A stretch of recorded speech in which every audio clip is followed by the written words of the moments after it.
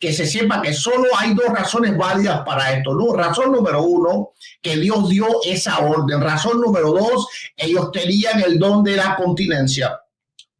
Ambas razones pueden ser probadas en la Biblia. Vamos a ver.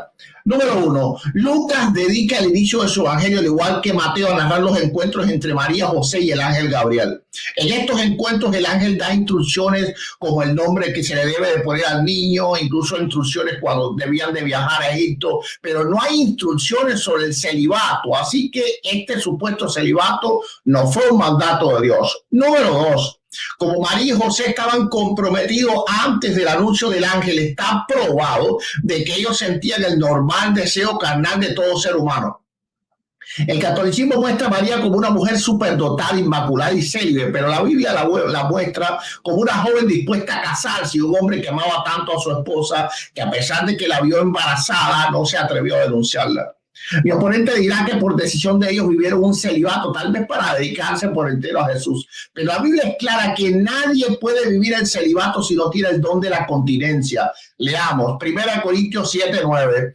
Pero si no tiene don de continencia, cásese, pues mejor es casarse que estarse quemando. Entonces, para que José y María pudieran vivir vidas santas y no andarse quemando todo el tiempo en pensamientos inmundos y pasiones desordenadas, deseándose el uno al otro sin poder tocarse, debían obligadamente tener el don de la continencia. La pregunta que yo hago a mi oponente es, ¿tenía María y José el don de la continencia? La respuesta es no, porque la Biblia los muestra comprometidos unos con el otro. Él dirá que era mandato casarse, pero desde el Antiguo Testamento existieron mujeres y hombres que eran célibes. Es posible, por ejemplo, que Jeremías lo haya sido, aunque sea por tiempo temporal, no lo sabemos, pero dice Jeremías 16, a partir del 1, vino mi palabra de Jehová diciendo, no tomarás para ti mujer, ni tendrás hijos e hijas en este lugar. La Biblia no muestra tampoco registros de Elías con vida familiar, así que es posible que fuera célibe, y Juan el Bautista, quien es parte del Antiguo Testamento, con seguridad lo era porque vivía en el desierto. El apóstol Pablo recomienda a los jóvenes y a las vírgenes permanecer célibes, no como un nuevo o novedoso mandamiento, así que se sobreentiende que existían personas que estaban completamente dedicadas a Dios aún desde el judaísmo. Por lo tanto, es imposible inferir que María y José tenían el don de continencia porque estaban comprometidos en matrimonio. Por lo tanto, no existen razones bíblicas ni objetivas, como en tiempo, para defender una supuesta virginidad perpetua, y mi oponente se le hará imposible defender el dogma.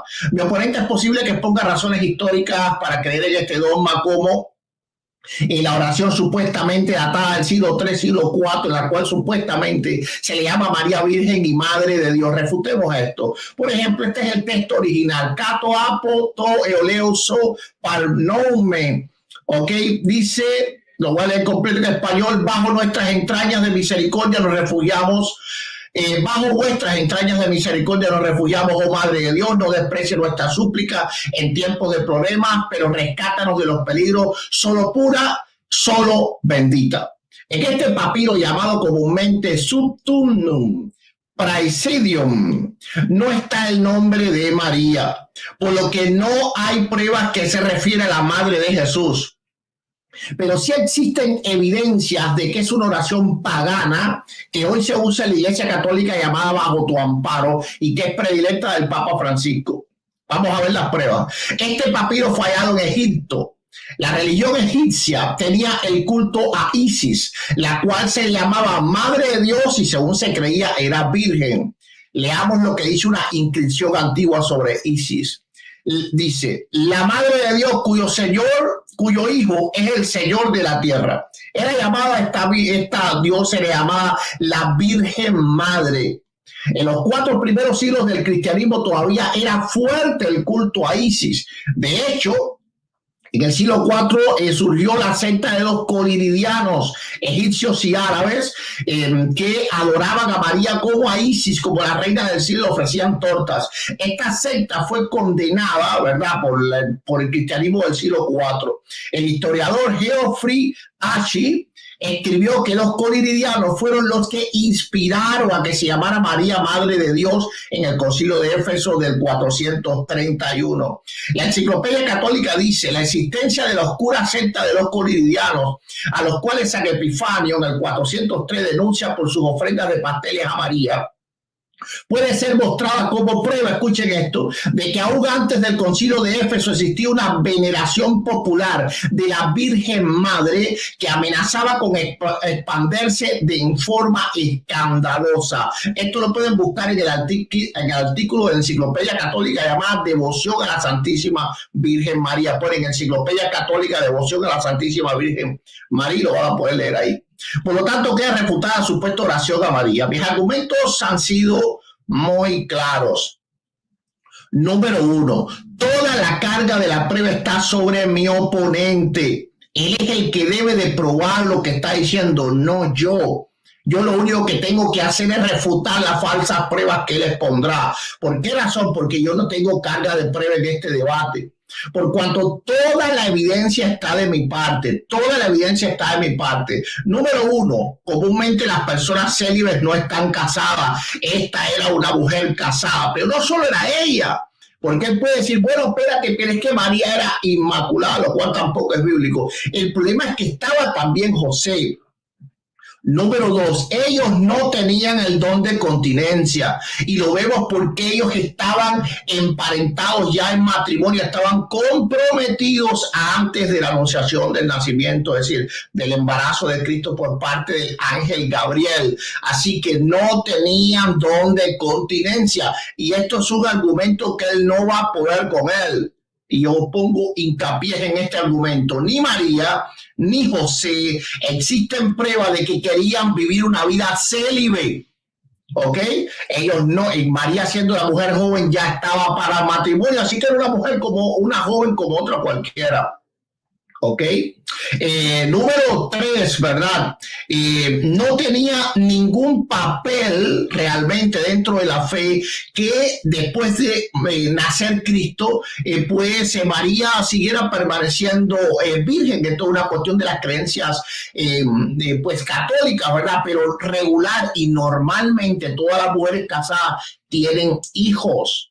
Ok, la Biblia muestra hermanos de Jesús. Yo no tengo que probar que eran hijos de María, porque la razón dice que lo eran. Porque ¿con quién andaban? Con María. Con María andaban, no con ninguna otra María, ninguna otra mujer. Andaban con ella, ¿verdad? Y que si eran otros tipos de parientes, él los tiene que probar, eso, no yo, porque la Biblia les llama hermanos. Bueno, que se le puede llamar hermano a otras personas, sí, pero el problema es que el mismo Juan el Bautista era pariente de Cristo y la Biblia no lo llama hermano, nunca Juan el Bautista. ¿Qué más que Juan el Bautista? ¿Qué personaje más importante en la vida de Cristo? Y nunca la Biblia le llama hermano de Cristo, a pesar de que sí era pariente de Cristo, porque estaban emparentados María y su madre Elizabeth, ¿verdad? Y la Biblia coloca a Jesús y a María y a estos hermanos en el mismo contexto familiar siempre. Por ejemplo, los judíos dicen, este no es hijo del carpintero, es decir, mencionan a su padre. Su madre María, se llama María, mencionan su madre, ¿verdad? Y sus hermanos y sus hermanas no están entre nosotros. Por lo tanto, estaban definiendo lo que es el núcleo familiar. Por lo tanto, toda la carga de la prueba está sobre mi oponente, no sobre mí. Hay total falta de pruebas y evidencias de la supuesta virginidad perpetua después del parto en la Escritura. Hay total falta de pruebas y evidencias de un mandato divino sobre el celibato de José y María. Nunca el ángel le dijo, ustedes, José, no puedes tocar a tu mujer o algo por el estilo. No hay un mandato de Dios respecto a esto. Así que como únicos ellos hubieran tomado esta decisión es por tener el don de la continencia, lo cual no tenían.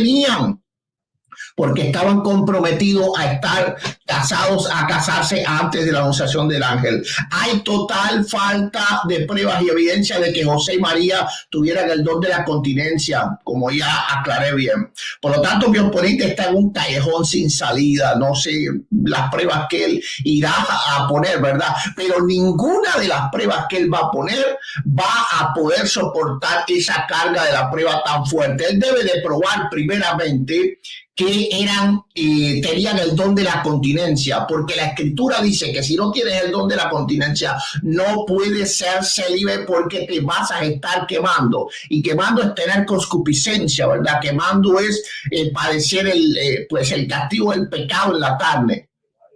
Yo no pienso, ¿verdad?, que sea un hogar santo si la mujer y el hombre no están en un sillón y el otro en el otro, mirándose, codiciándose y no se pueden tocar. Eso es absolutamente infantil pensar en eso. Así que él debe de probar que ellos tenían el don de la continencia. ¿Cómo lo va a probar? Si la escritura los narra a ellos casados, ¿verdad?, antes de la anunciación del ángel. Él debe de probar, él es el que debe de probar que estos hermanos no son hijos de María. No soy yo el que lo tengo que probar. Si yo le digo a alguien, este es mi hermano, puede ser mi hermano de fe, ¿verdad? Puede ser también mi hermano de nacionalidad, claro que sí. En este tiempo también la palabra hermano tiene mucho uso. Puede ser hermano de fe, puede ser hermano de nacionalidad, puede ser hermano porque es un amigo mío muy, muy grande, pero lo que se sobreentiende es que es hijo de mi madre. Por lo tanto, si yo quiero hacer ver que no es hijo de mi madre, yo tengo que decirlo. Este es mi hermano de fe. Este es mi hermano. Yo le digo así, ¿verdad? Porque lo quiero mucho, porque ha sido amigo mío desde mi niñez. Este es mi hermano. Yo le digo así porque nació en mi tierra, ¿ok? Siempre hay que explicar lo que no es racional. Y la Biblia debe ser racional porque está transmitiendo el mensaje. Por eso la primera regla de la hermenéutica es que la Biblia se entiende con la misma Biblia y no podemos entender de ninguna forma con la misma Biblia que estos hermanos de Jesús eran hijos de otra persona, porque la escritura no infiere eso de ninguna forma, ni explícita ni implícitamente. Así que yo creo que ha sido bastante claro, creo que son 20 minutos de exposición. Déjenme saber si son 20, creo que sí. Son 25 minutos de exposición. Ok, 25 minutos de exposición. Bueno, yo creo que ha sido claro, ¿verdad? No creo que haya mucho que decir. Espero que mi oponente me traiga pruebas, si son históricas, pruebas que sean de la misma generación de María. ¿Por qué razón? A ver, cuando se habla de la historia, tú tienes que buscar fuentes tempranas siempre, no puedes buscar fuentes tardías. Las fuentes tardías no son confiables. Las tradiciones se tergiversan y todo lo que pasó, la historia se tergiversa a través de los siglos. Si él trae pruebas históricas, deben de ser del periodo apostólico, así que mínimo deben de ser los padres apostólicos. Otra cosa es, las pruebas que él traiga deben de ser de la virginidad después del parto, porque se le llame virgen a María, o virgen, no sé, hasta gloriosa, lo que él quiera poner, eso no prueba de que era virgen después del parto. Nosotros los evangélicos también le decimos Virgen María a ella, ¿verdad? Es la Virgen María, o yo voy a debatir hoy sobre la Virgen María, pero nos estamos refiriendo a que es virgen porque tuvo a Jesús siendo virgen, por eso le queda ese nombre de Virgen María, y nosotros no creemos de ninguna forma que ella siguió siendo virgen después del parto, y él se va a basar cuando se vea perdido en tratar de obligarme a mí, escuchen esto, a decir, bueno, pero prueba un texto porque tú eres solo escritura. Por cuanto soy solo escritura, no puedo inferir lo que no está escrito. Y lo que está escrito eran que eran hermanos de Cristo. Bueno, si tú quieres ahora decir que no eran hermanos de sangre, entonces eres tú el que lo tienes que probar. Yo no tengo que probar que son hermanos, porque dice que son hermanos. ¿Es posible que no lo sean? Sí, pero toda la evidencia dice que lo son. ¿Por qué razón? ¿Andaban con quién? No andaban con ninguna otra mujer que con María. Nunca se ve María y la otra María y los hermanos de Jesús. Eso no existe. y vino su madre y sus hermanos. Así que estos hermanos con quien andaban eran con su madre.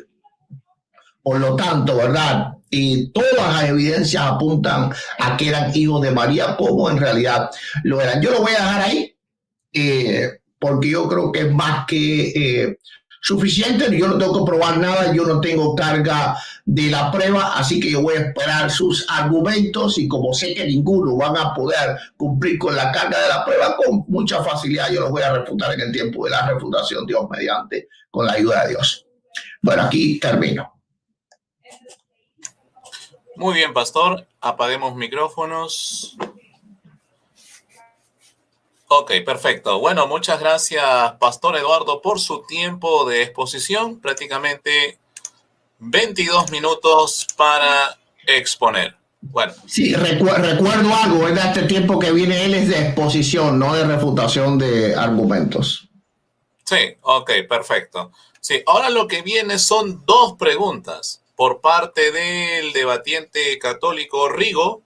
Así que él ahora tiene la oportunidad de formular su primera pregunta para el debatiente evangélico, el pastor Eduardo Gutiérrez. Así que, Rigo, ¿preparado para tu primera pregunta? Ok, encendamos micrófono, por favor. Ok, listo. Listo. 1 minuto para formular tu pregunta. Adelante, Rigo. Ok. Basados en Marcos 6:3, que es el mismo que Mateo 13:55-56, los evangélicos afirman que los 4 hermanos de Jesús ahí descritos son hijos de José y de María, ¿cierto? Bueno, entonces, los católicos dicen que no, porque se argumentan en el junior, es decir, en la cultura judía no existe ni existía el junior. Los judíos no suelen ni solían ponerle el mismo nombre del padre al hijo. Los evangélicos dicen que no, que esto es falso. Entonces la pregunta es, si esto es falso, el pastor Eduardo Gutiérrez me podría dar un solo caso bíblico donde un padre de familia judío de cepa, de raza, de nacimiento, le ponga exactamente su mismo nombre a un hijo. Paréntesis, entiéndase por judaísmo, específicamente la tribu de Judá. Gracias. Perfecto. Entonces, pastor Eduardo, ¿se entendió la pregunta? Sí. Ok, entonces, un momentito. Ok, 2 minutos para un momento, para asegurarme de que estoy entendiendo bien. La pregunta es que yo dé un ejemplo bíblico de alguien que le puso a su hijo así. ¿Cuál es la pregunta? A ver, repíteme la pregunta textualmente. Ok, adelante, Rigo. A ver. Dame un solo caso bíblico donde un padre de familia judío, de la tribu de Judá específicamente, le ponga exactamente su mismo nombre a un hijo, ya que ustedes dicen que el junior sí existía en el judaísmo. Ok, ¿se entendió la pregunta ahora, pastor? Claro, perfecto. Ok, 2 minutos para responder. Adelante. Ok, bueno, la pregunta como tal es un absurdo, primeramente porque la Biblia no recoge todo lo que pasó dentro de la historia de Israel desde que se fundaron las 12 tribus hasta que estamos hablando hasta el nacimiento de Juan, ¿verdad? Recoge a ciertos y determinados personajes muy específicos. Así que decir que, es decir, porque no aparezca en la Biblia alguien que le puso a su hijo el mismo nombre, eso no quiere decir de ninguna forma o no prueba absolutamente nada. Pero aún así, si vamos a Lucas capítulo 1, vamos a ver que no era absurdo para los judíos ponerle su mismo nombre. Dice Lucas capítulo 1 a partir del 57. Cuando a Elizabeth se le cumplió el tiempo del alumbramiento, dio a luz un hijo. Y cuando oyeron los vecinos y los parientes que Dios había engrandecido para con ella su misericordia, apaguen el micrófono, se escucha ruido, se regocijaron con ella. Aconteció en el 8º día, vinieron para circuncidar al niño y le llamaban por el nombre de su padre, Zacarías. Por lo tanto, hay un ejemplo bíblico que los judíos no tenían ningún tipo de problema de llamar al niño como se llamaba su padre, pero respondiendo su padre dijo, no se llamará Juan. Le dijeron, ¿por qué? No hay nadie en su parentela que se llame con ese nombre. Así que para lo que ellos era raro, era que se le pusiera un nombre nuevo. Para ellos no era raro que tuviese el nombre de su propio padre. Y recordemos, ¿verdad?, que debían de ser rabinos los que ejecutaban el rito de la circuncisión. Por lo tanto, eran maestros de la ley y de las tradiciones judías. Así que queda respondida la pregunta con muchísima base bíblica. Listo. Muy bien, perfecto. 1 minuto 57 segundos. Perfecto. Entonces, mi estimado Rigo, tienes la oportunidad de realizar tu segunda pregunta. Enciende tu micrófono, por favor. Ok. Ya. Ok.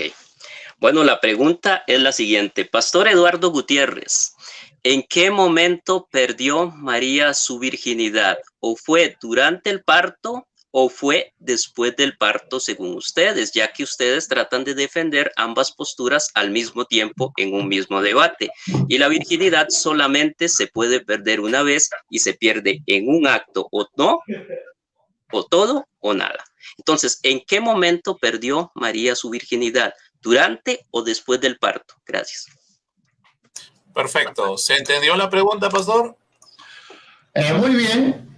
Sí, ok. Entonces, a partir de ahora, 2 minutos para responder. Adelante.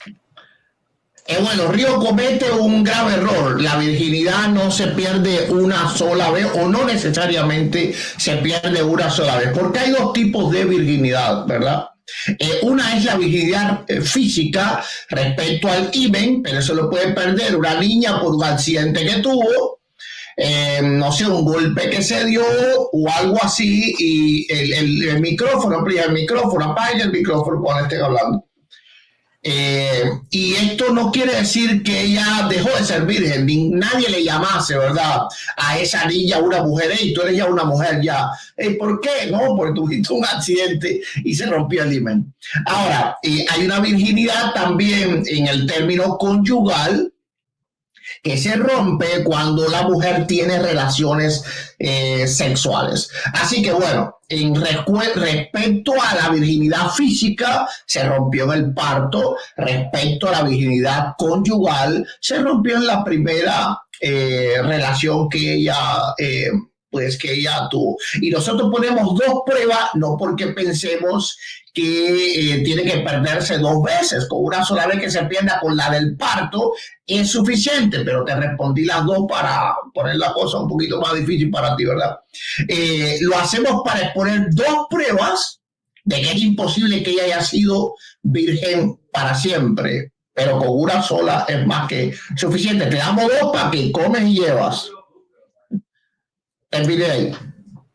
Perfecto. Muy bien, vamos a terminar Vamos a parar el tiempo, reiniciamos. Perfecto, gracias, mi estimado Rigo Ardón. Gracias también a Pastor Eduardo Gutiérrez por este tiempo de preguntas y respuestas. Ahora le voy a ceder la palabra al debatiente católico Rigo para que pueda iniciar con sus primeros 25 minutos de exposición. Así que, mi estimado Rigo, a partir de ahora, 25 minutos. Adelante. Ok, gracias. Vamos a dar respuestas a todo lo que dijo Eduardo Gutiérrez, sino en este segmento, en el próximo. Y empezaremos con pruebas históricas. Bueno, durante el segundo de Constantinopla, en el año 553, se le da por primera vez a María el título de la Hipartenos, es decir, la siempre virgen. Durante el sínodo de Letrán del 649, por dicho sínodo fue presidido por el Papa Martín I, se recalcaron los 3 momentos de la virginidad de María, antes, durante y después del parto, pero esta doctrina luego fue confirmada por otros 2 concilios ecuménicos, por ejemplo, el Cuarto Concilio de Letrán en el año 1215 y el Segundo Concilio de León en el año 1274. Ahora bien, siglos antes de que la Iglesia proclamara como dogma de fe en concilios el tema de la virginidad perpetua de María, ya dicho dogma ya era creído en la piedad popular. y la mayor parte de la gente, es decir, la mayor parte de los cristianos, aunque el pastor Gutiérrez lo niegue, sí lo aceptaban, al punto que le realizaban muchas oraciones a María, no solamente pidiéndole su intercesión, sino llamándola también Madre de Dios o siempre Virgen, que es el tema que atañe a este debate. Ahora, no solamente la oración de la Subtum Praesidium, bajo tu amparo, sino otras oraciones. Por ejemplo, si la Subtum Praesidium fue a mitad o a finales del siglo III, el himno por el nacimiento de Cristo de San Efrén de Siria estuvo en el siglo IV. El himno a Catistos, que tienen las iglesias orientales, en el siglo V, la Gloriosa Domina en el siglo VII, el himno de Pablo Diácono a María en el siglo VIII, la Regina Coeli y Alma Redemptoris del siglo X, la Gaudet Dei Genitrix del siglo X, el Ave María Stella del siglo XI y la Salve Regina del siglo XI.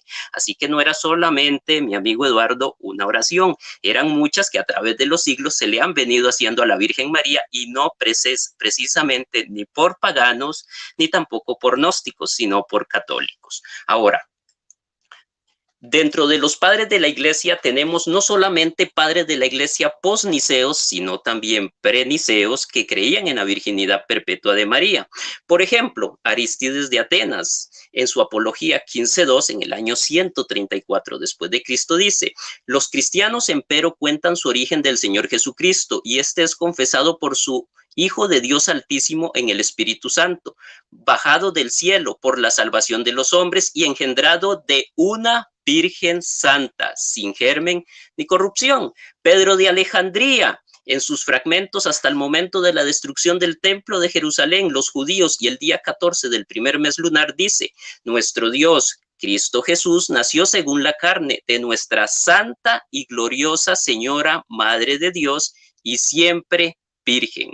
También en Hechos Genuinos de Pedro, en el 305, se dice: llegaron a la iglesia de la Santísima Madre de Dios y siempre Virgen María. Ninguno de ellos dos era gnóstico. Ahora, posniceos, en la misma zona de Egipto, San Atanasio, en el discurso contra los arrianos, dice: él tomó verdadera carne de la siempre Virgen María. San Agustín de Hipona, hombre prominente, como lo llamó en alguna ocasión el pastor Gutiérrez en el sermón 186, dice: María fue virgen al concebir a su hijo, virgen durante el embarazo, virgen después del embarazo, virgen siempre. Ella con todo su ser es la esclava del Señor. También Santo Tomás de Aquino, en la Suma Teológica, tomo 3, dice: es absolutamente necesario afirmar que la Madre de Dios, como concibió y dio a luz siendo virgen, también permaneció siendo virgen para siempre después del parto. Ninguno de ellos era gnóstico, ninguno de ellos era pagano, eran padres de la iglesia, orientales y también de la zona de Egipto, donde se encontró la oración de la Subtum Praesidium. Pero esto no es un asunto únicamente de católicos. También tenemos los primeros mal llamados reformadores protestantes que también creyeron y aceptaron la virginidad perpetua de María. Por ejemplo, John Wycliffe, en el siglo XIV, traductor, teólogo y reformador inglés, dijo: me parece imposible que obtuviéramos la recompensa del cielo sin la ayuda de María. No hay ningún sexo o edad, ningún rango o posición de nadie en toda la raza humana que no tenga necesidad de pedir la ayuda de la Santa Virgen. Martín Lutero, siglo XVI. María permaneció virgen, pues tras sentirse madre del Hijo de Dios, no deseó ser madre de otro hombre, sino permanecer en esta gracia. Zwinglio, reformador suizo: creo firmemente que María siempre se mantuvo pura, virgen y tacta. En Suiza también, Heinrich Bullinger, teólogo y reformador protestante del siglo XVI, en la Segunda Confesión Helvética, dice: la Virgen María, totalmente santificada por la gracia y la sangre de su único Hijo y abundantemente enriquecida con el don del Espíritu Santo y preferida sobre todo, ahora vive feliz con Cristo en el cielo y es llamada Madre de Dios y permanece siempre virgen. Un protestante no católico. John Wesley, pastor y fundador de la Iglesia Metodista en Inglaterra en el siglo XVIII, nacido de la bienaventurada Virgen María, que tanto antes como después de darlo a luz, se mantuvo virgen, pura e inmaculada. Entonces, como podemos ver, amigos míos, no era una cuestión únicamente de católicos o de paganos, de gnósticos, como trató de dar a entender el amigo Gutiérrez, sino también de los primeros reformadores protestantes que creyeron y aceptaron la virginidad perpetua de María. Argumentos bíblicos. Ahora vienen argumentos puros y duros bíblicos de la virginidad perpetua de María. El primero es el siguiente. Si nosotros nos basáramos en la propia doctrina protestante de la sola escritura, entendiendo a la escritura como la única, la suficiente y la máxima regla de fe, de verdad, de autoridad y de inspiración divina para un cristiano, el amigo Eduardo Gutiérrez tendría que aceptar irremediablemente que la escritura nunca se refiere a los hermanos de Jesús como hijos de María en plural. Y no solamente eso, él también tendría que aceptar que la escritura jamás llama a Jesús como uno de los hijos de María, ni como uno de los hijos de José. Siguiendo el mismo parámetro y amparados únicamente en lo que enseña la escritura, el amigo Eduardo Gutiérrez también tendría que aceptar irremediablemente que la escritura nunca en ningún lado nos cuenta que después del nacimiento de Cristo, María tuvo otros embarazos y posteriormente otros hijos de parte de su esposa José. Ahora bien, cuando la escritura habla sobre este asunto, siempre lo hace en forma singular y solamente a Jesús, Eduardo, le llama el Hijo de María. Ahora, hermanos, si nosotros hacemos un breve recorrido bíblico a través de la vida de Jesús, desde su nacimiento hasta su muerte en la cruz a la edad de 33 años, vamos a notar contundentemente que José y María nunca tuvieron más hijos entre sí. Por ejemplo, después del nacimiento de Cristo, el ángel le pide a José que tome a su familia y que huya a Egipto. Cuando ellos huyen a Egipto, la Biblia menciona solo 3 personas de la Sagrada Familia: José, María y Jesús. Cuando ellos tenían un tiempo, parece ser entre 2 a 4 años de vivir en el exilio en Egipto, nuevamente el ángel le pide a José que tome a su familia y regrese a Judea. Cuando ellos regresan a Judea, la escritura vuelve a mencionar a solo 3 personas de la Sagrada Familia: José, María y Jesús. No se menciona a nadie más. 12 años después del nacimiento de Cristo, cuando Jesús se pierde en el templo, la escritura vuelve a mencionar a solo 3 personas de la Sagrada Familia: José, María y Jesús. Ahora, si José y María tuvieron relaciones conyugales después del nacimiento de Cristo, como lo afirman los evangélicos basados en Mateo 1:25,